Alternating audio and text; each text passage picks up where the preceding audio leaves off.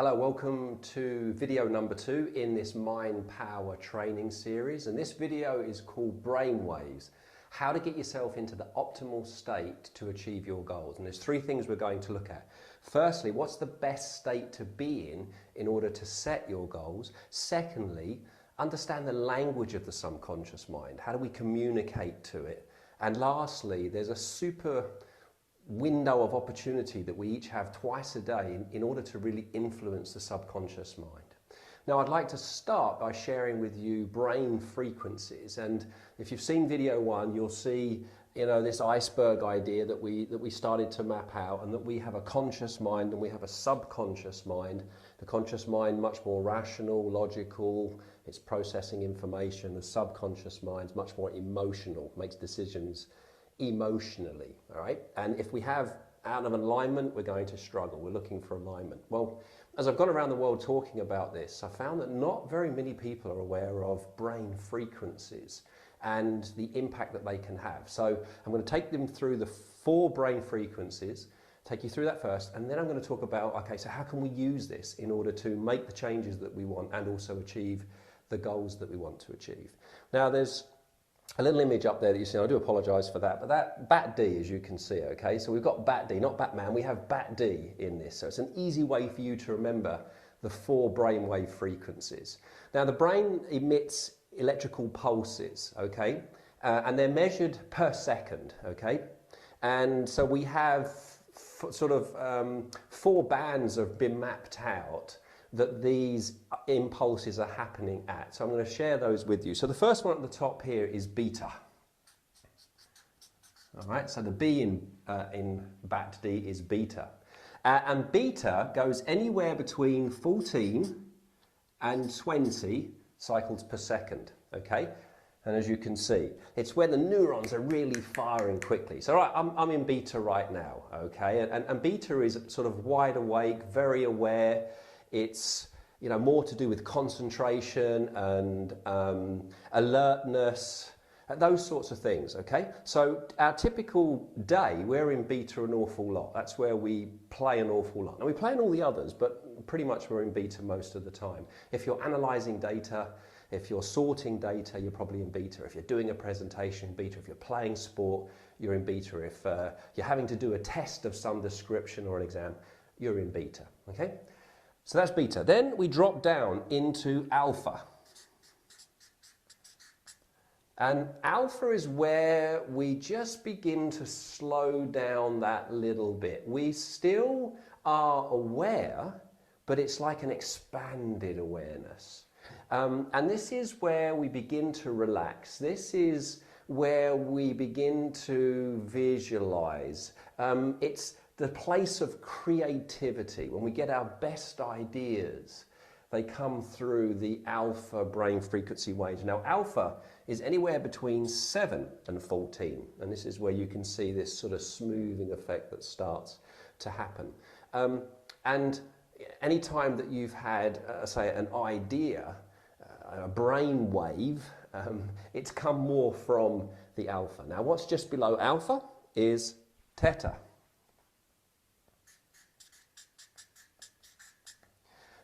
And theta is much more to do with meditation. Certainly the sort of the deeper the meditation. So when meditators are meditating, okay, they're often getting down to this theta level of brain frequency. When you have an intuitive sort of flash, typically it's coming from here. This is where our memories are housed. And remember, the unconscious mind works based on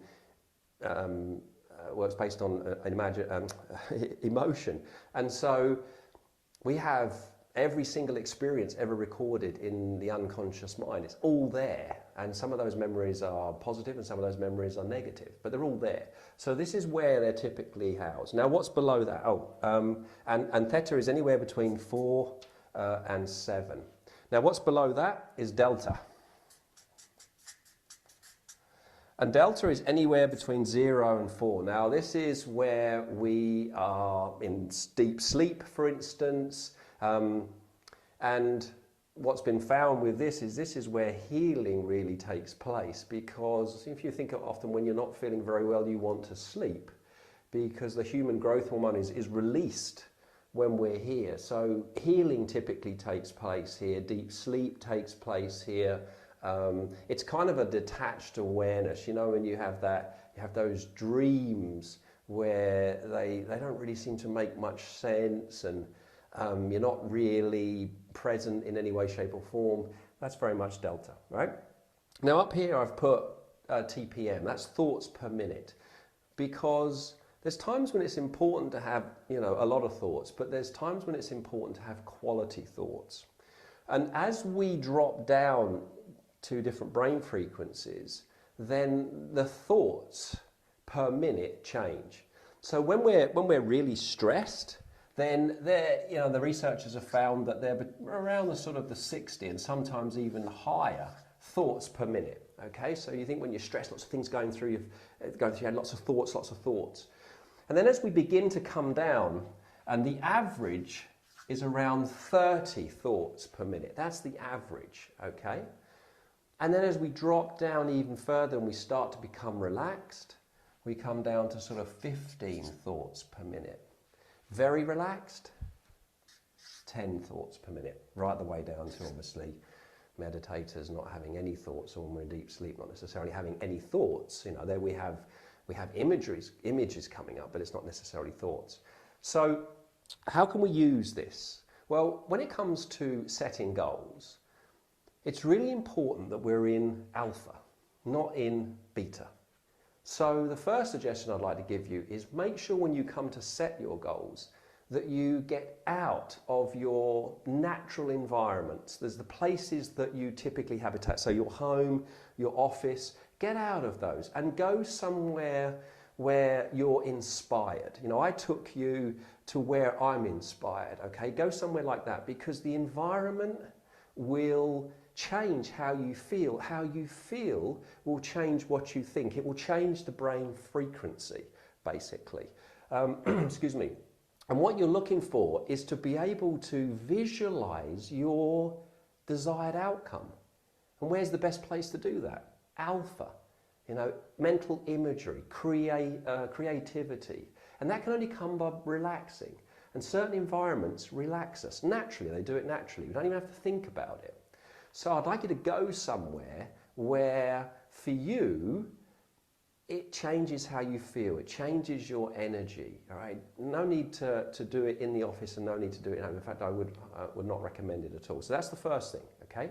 Because you want to access alpha. Alpha allows you. It's like a gateway. It allows you into the deeper aspects of your subconscious mind.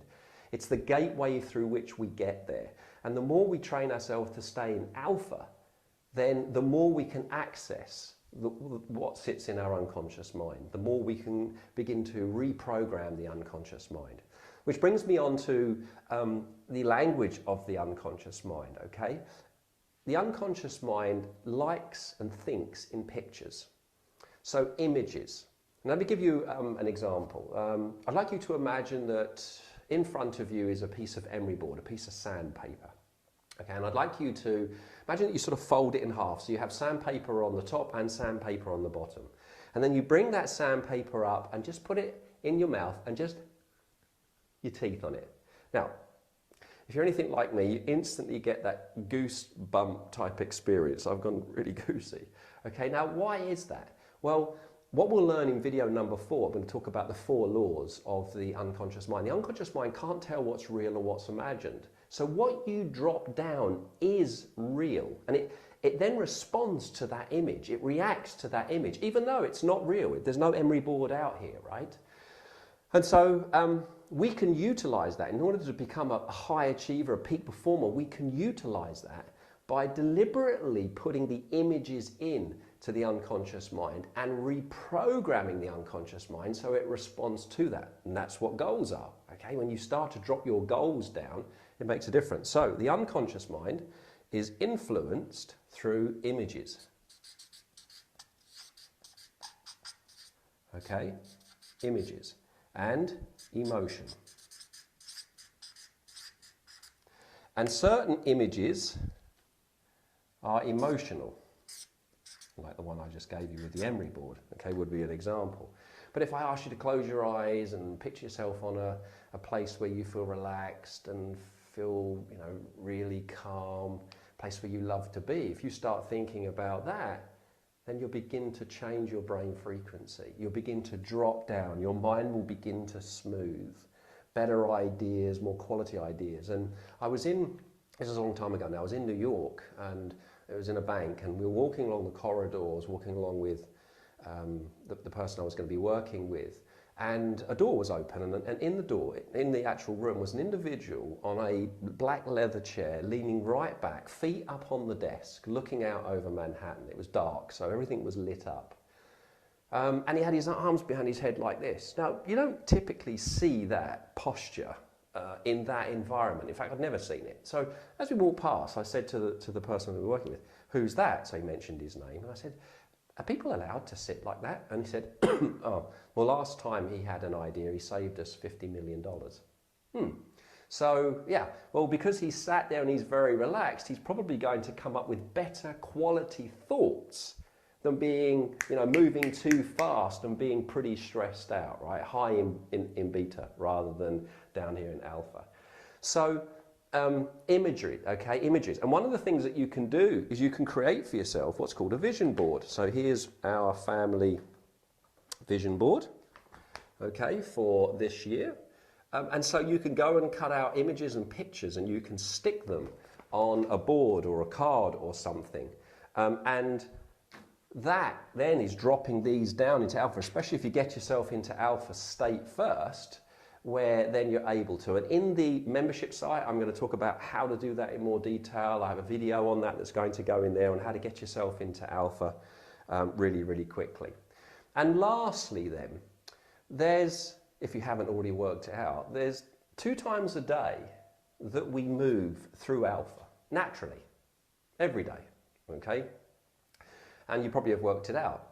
As we go to sleep, we shift from beta down, and as we wake up, so let's just draw this, so as we fall asleep,